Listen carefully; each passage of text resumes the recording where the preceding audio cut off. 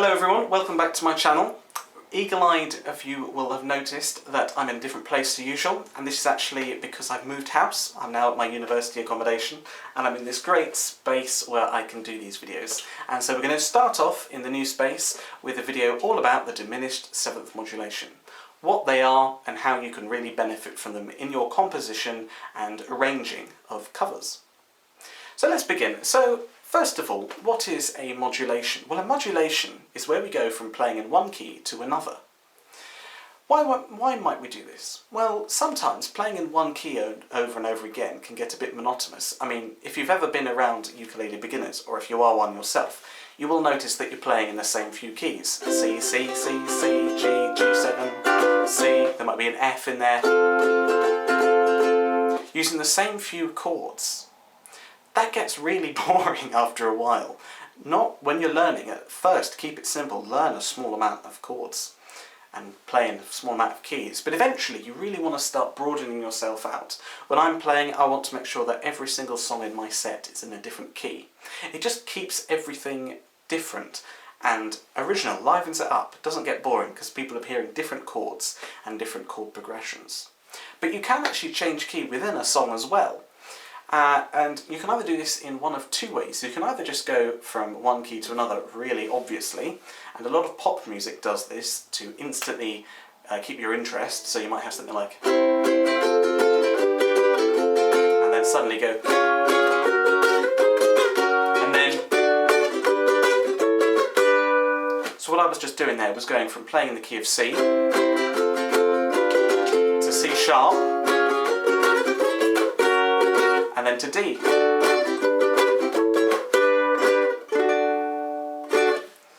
That's one way you can modulate. Another way though is using something called a passing chord or a pivot chord, where you take the two keys and you find a chord that both keys share and you use that as a pivot to go from one key to another. Now all these keys, basically a key means that you take a scale, like do, re, mi, you know, from The Sound of Music, and you put chords on top of those notes, which gives you 7 chords you can use in a key.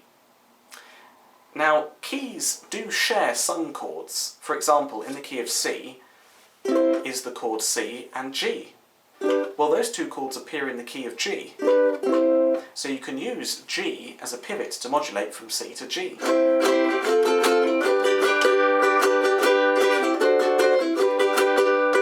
I'm in G. Now I'm in C. Makes the transition smoother by using a chord that's in, just one chord that's in both keys.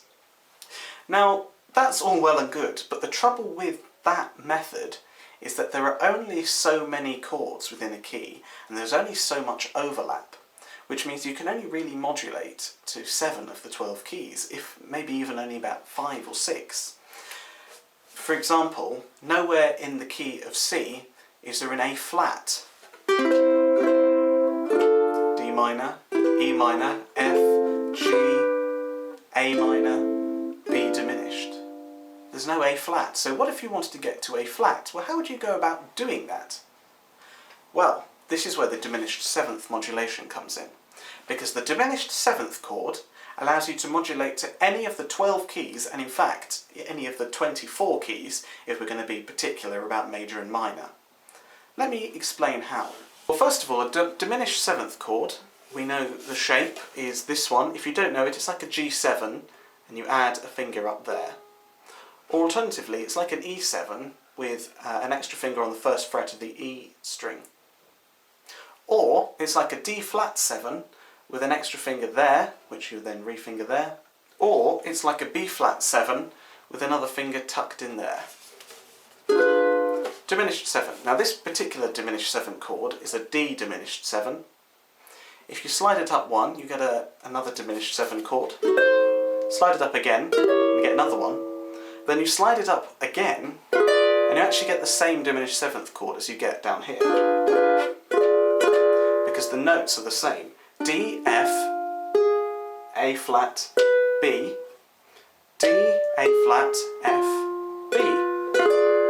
There are only 3 diminished 7th chords, and the pattern keeps repeating the higher up you go. and so on and so forth.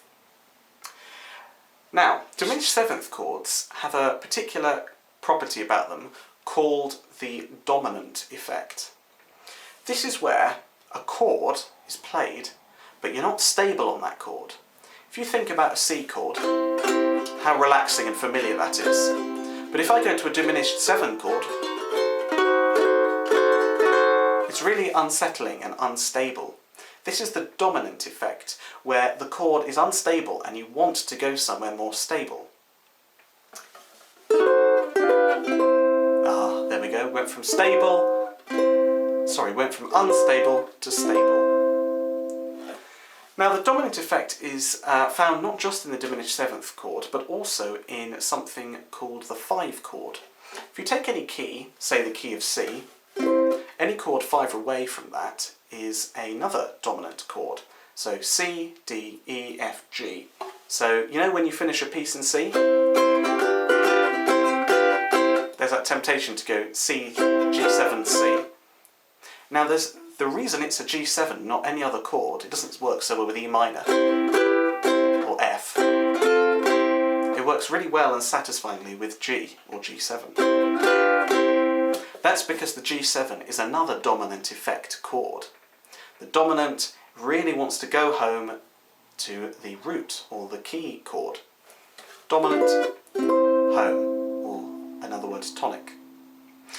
Now, if you look closely, you'll notice that the G7 shape, with that finger up there, or fingering it like that, that's only 1 fret away from the diminished 7. So you can actually use that diminished 7th shape, that D diminished 7, as a substitute for a G7. So you could go, or you can go, and use the diminished 7th shape there as well.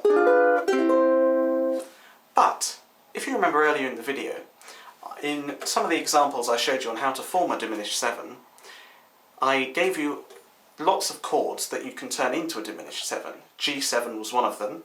Well, another one was E7, which you then just add another finger there to create the same chord.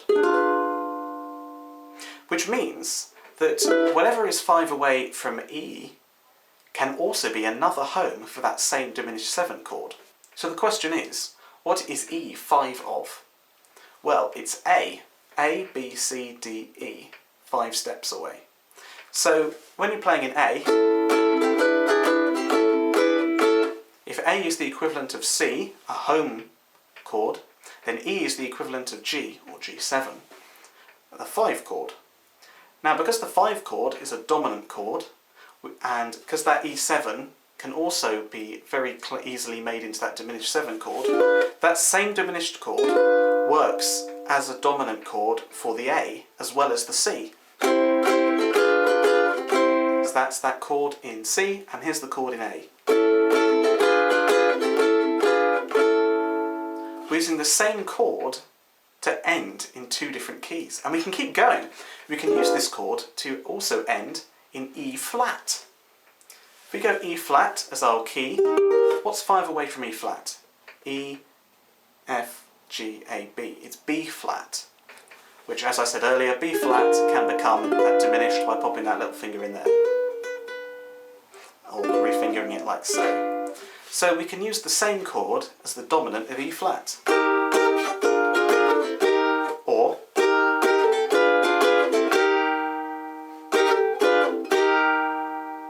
and there's one more as well. Remember how I said that you can use D flat 7 and put a finger there to create the same chord? Well, D flat is, or D flat 7, is the 5 of F sharp.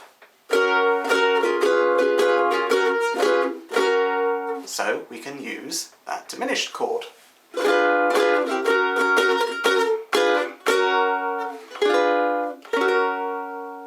So now we've found one chord that can go to all these 4 keys. Now the great thing about this is, normally in those 4 keys, they don't share any chords. So for example, the key of C, the chords are C, D minor, E minor, F, G, A minor, B diminished, C. Well, and in A, it's A, B minor, C sharp minor, D, E, F sharp minor, G diminished. So there's no crossover there. But what we can do is if we wanted to go from A to C using a pivot modulation, well, first of all there are no similar chords, so our only option is to use the diminished 7 chord.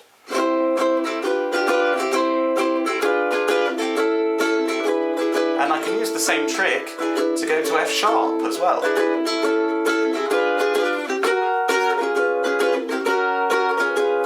And to E flat.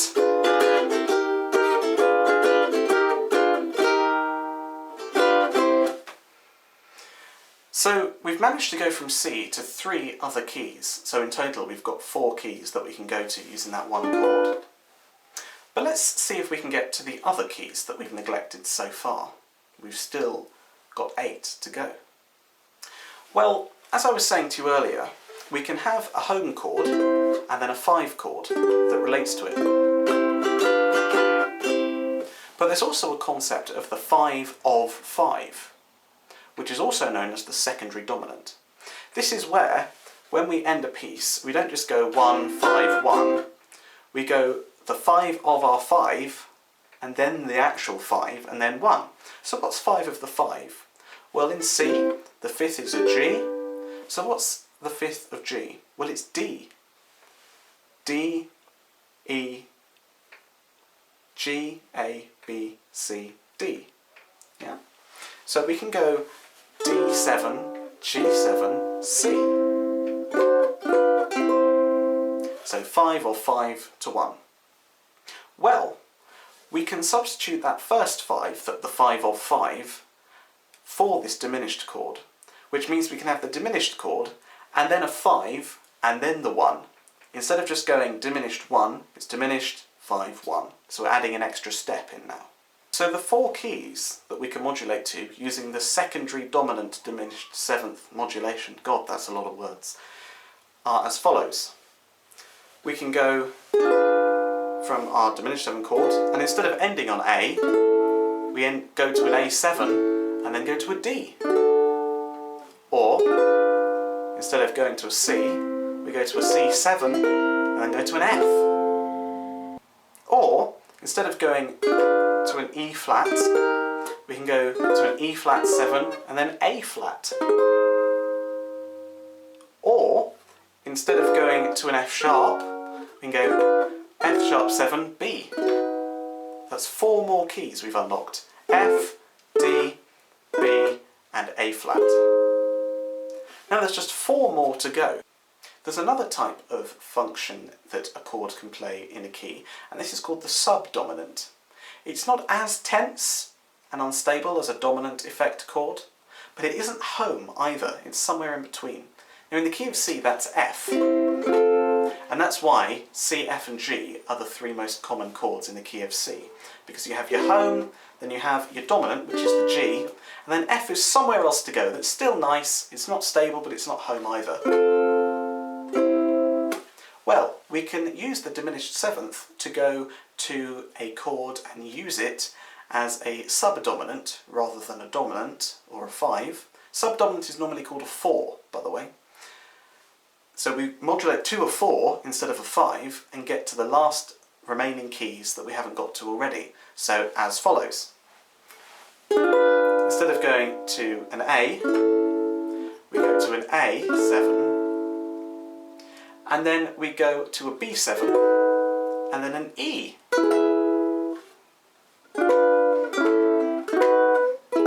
So we've added in 1 more step.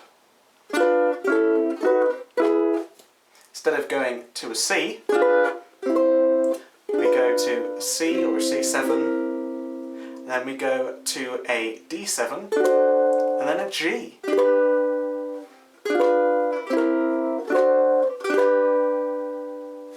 Instead of going to an E flat, we go E flat or E flat 7, and then we go to F7, and then B flat.